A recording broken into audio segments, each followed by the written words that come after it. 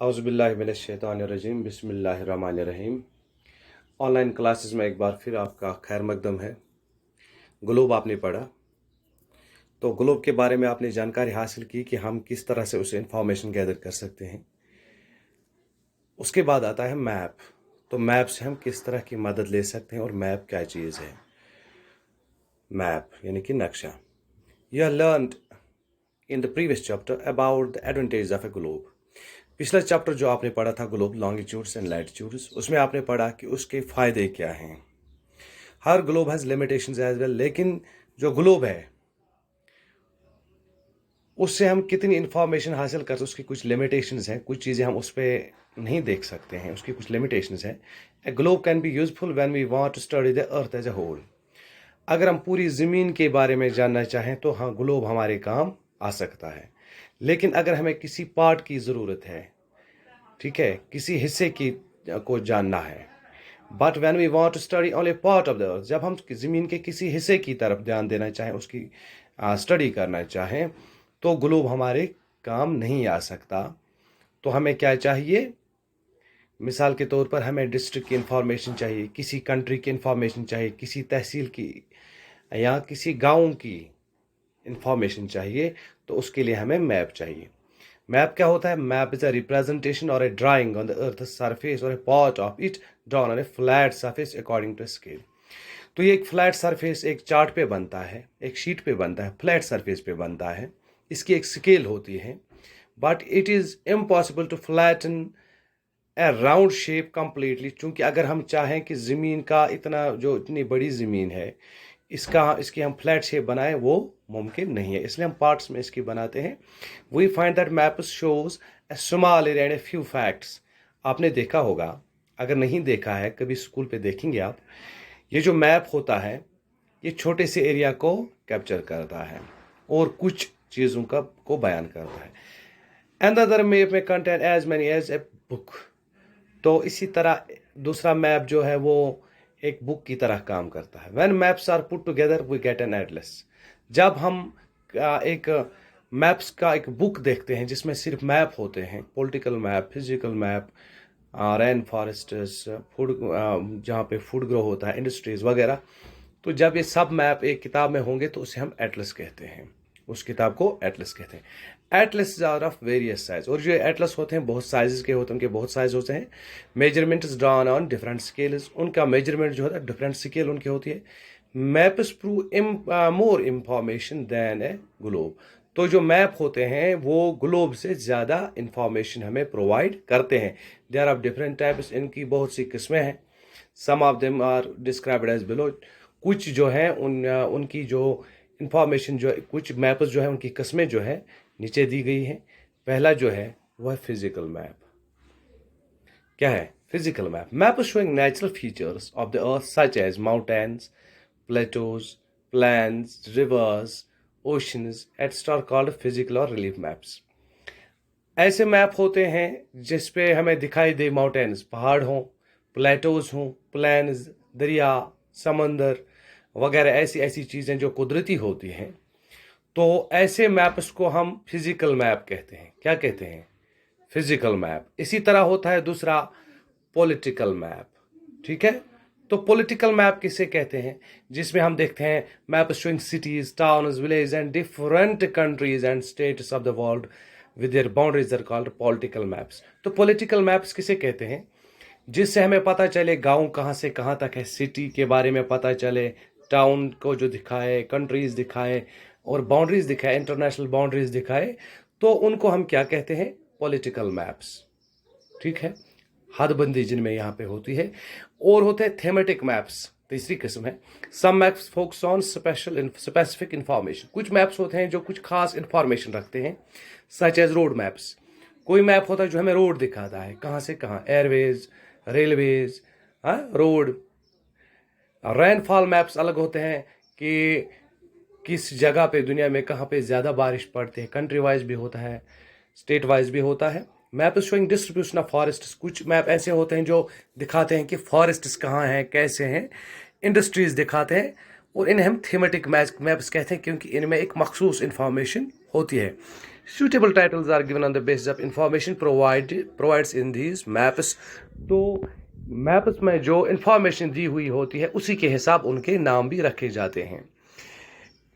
तो there are 3 components of maps. Maps जो होते हैं इनके 3 कंपोनेंट्स होते हैं। इसके कितने?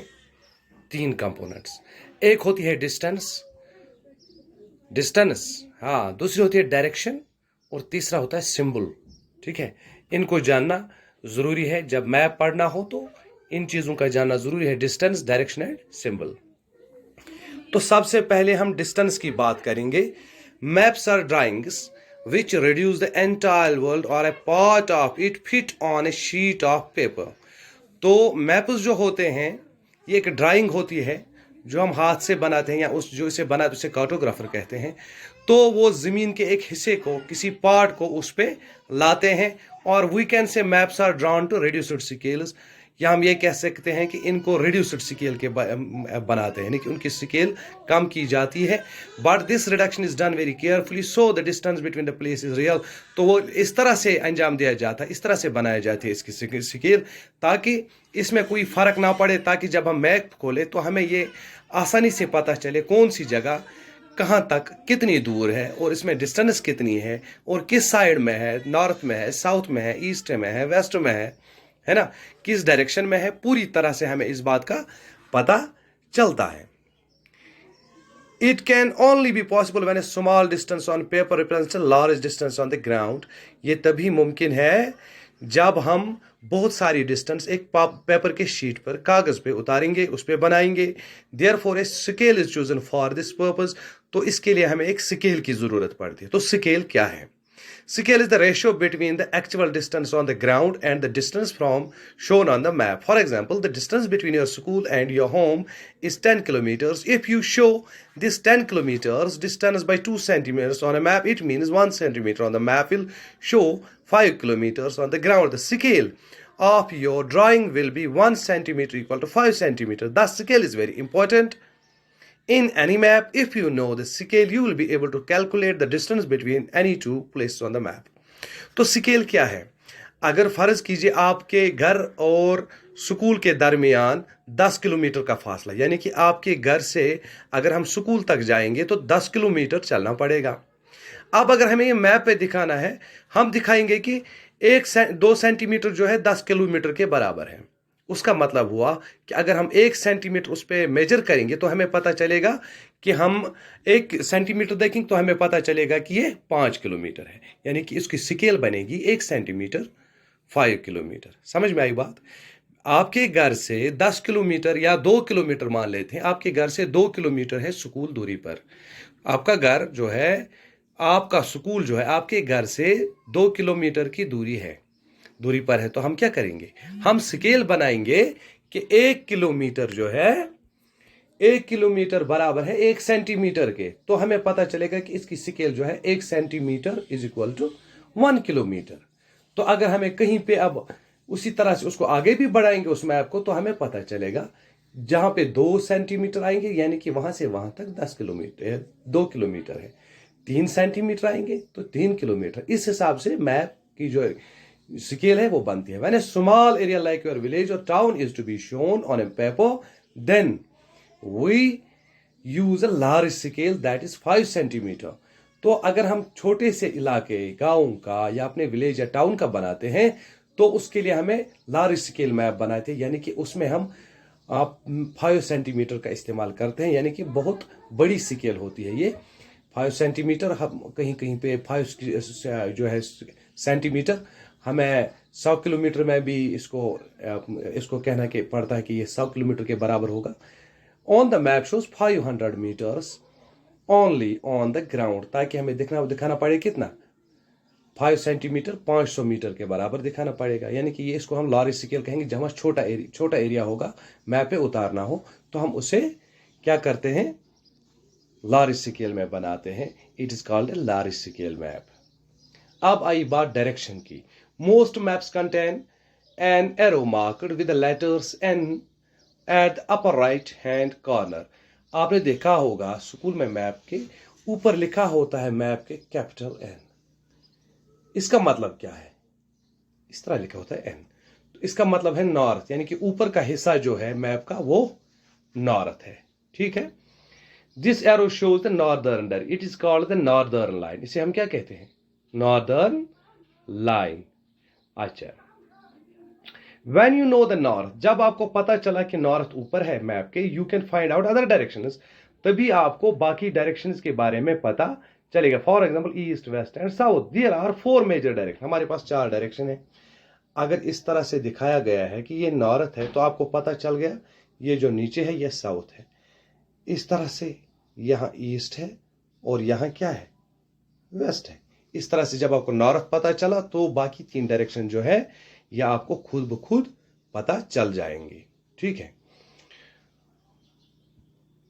They are called कार्डियल points. इन्हें क्या कहते हैं? कार्डियल points. Other 4 intermediate directions are northeast, southeast, southwest and northwest. We can locate any place more accurately with the help of these intermediate directions. अब एक तो ये 4 हैं, 4 डायरेक्शंस हैं, कार्डियल डायरेक्शंस, नॉर्थ, साउथ, इसी तरह से यहाँ ईस्ट और यहाँ वेस्ट। इसके अलावा भी 4 डायरेक्शंस हैं। इस तरह से इसके बीच में से यहाँ सेंटर से होते हुए, इसी तरह यहाँ से एक डायरेक्शन है, ये जो है इसके बीच में है, ये नॉर्थ वेस्ट। इसी तरह ये इसके बीच में है, ये नॉर्थ ईस्ट। ठीक है, ये इन दोनों के बीच में है, ये साउथ वेस्ट, और ये इसके बीच में है, ये साउथ ईस्ट। ठीक है, ये भी डायरेक्शंस बन जाती हैं। और 4 जब हमें इनका पता चलेगा तो हमें किसी जगह को लोकेट करना आसान हो जाता है। Find out the following directions from figure. तो यहाँ पे एक फिगर दी हुई है, जब हम वहां तक पहुंचेंगे मैं आपको दिखाऊंगा कि हम उसमें कैसे लोकेट कर सकते। We can find out the direction of a place with the help of compass. तो हमारे पास एक चीज होता है, डायरेक्शन जब हमें मालूम करनी हो उसके लिए एक इंस्ट्रूमेंट होता है कंपास। इस तरह का चीज होता है, यहाँ पे एक सुई लगी होती है, वो हमेशा नॉर्थ की तरफ रहती है। आपने देखा होगा जब आप मकान बनाते हैं तो जब आप उसकी बुनियाद रखते हैं तो जो मिस्त्री होता है वो हाथ में कंपास हाथ में लिए होता है, क्योंकि हमें मकान का जो रुख है वो किबला के हिसाब से रखना पड़ता है कि किबला सही आया मकान का कि नहीं। उसके पास कंपास होता है, कभी देख लेना। तो उससे हमें पता चलता है कि नॉर्थ कहाँ है, साउथ कहाँ है, ईस्ट कहाँ है, वेस्ट कहाँ है। ठीक है, उसके बाद है तीसरा पॉइंट मैप्स का, वो है सिंबल। सिंबल किसे कहते हैं? सिंबल आप कहते हैं निशान। ठीक है, निशान रखने को। It is 3rd important component of a map. तो ये मैप का 3rd कंपोनेंट है, जरूरी है। It is not possible to draw on a map the actual shape and size of different features such as buildings, roads, bridges etcetera. तो ये मुमकिन नहीं है कि हम मैप पे दिखाएं यहाँ पे ब्रिज है, बड़ा ब्रिज बनाएंगे, वहां पे बिल्डिंग है ये बनाएंगे, वहां पे मस्जिद है वो मस्जिद बनाएंगे, ये मुमकिन नहीं है। तो इनको हम सिंबल से दिखाते हैं। So they are shown by certain letters. कहीं पे लेटर बनाते हैं, कहीं पे शेड्स बनाते हैं, कहीं पे कलर चेंज होता है, कहीं पे पिक्चर, कहीं पे लाइन, ये सब सिंबल्स हैं। These symbols give a lot of information. तो इनसे बहुत इंफॉर्मेशन मिलती है इन ए लिमिटेड स्पेस, एक छोटी सी जगह में बहुत इंफॉर्मेशन मिलती है। Will the use of these symbols maps can be drawn easily. इससे मैप ड्रा करने में, बनाने में भी आसानी हो जाती है। Even if you don't know the language of an area, मिसाल के तौर पर आप लंदन का किसी एरिया का मुताला कर रहे हैं मैप के, तो आपको वहाँ की ज़बान जानने की ज़रूरत नहीं है, क्योंकि जो मैप होता है उसकी जो लैंग्वेज होती है वो यूनिवर्सल है। उसके लिए जो पॉइंट्स रखे गए हैं, डायरेक्शंस, कलर्स और ये सिंबल्स वगैरह, ये सब एक जैसे हैं, पूरी दुनिया में माने गए हैं, यानी कि इनको चेंज नहीं किया जा सकता। मिसाल के तौर पर यहाँ पे देखिए आप, ये एक लाइन है, यहाँ पे मैं आपको दिखा दूं,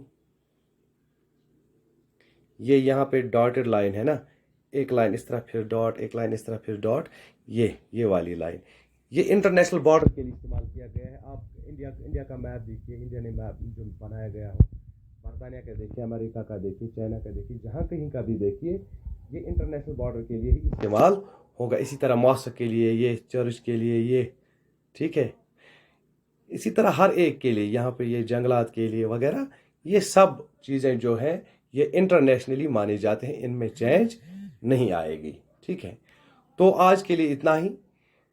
तो कल इंशाल्लाह ताला इस चैप्टर को आगे ले जाते हुए इसके क्वेश्चंस जो हैं वो भी मैं इसी के साथ ऐड करूंगा और आपको उसकी पीडीएफ बना के भेज दूंगा।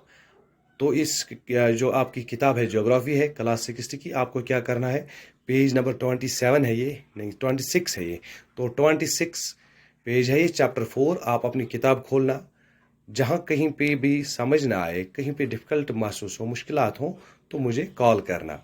बाकी आज के लिए इतना ही। खुदा हाफिज़।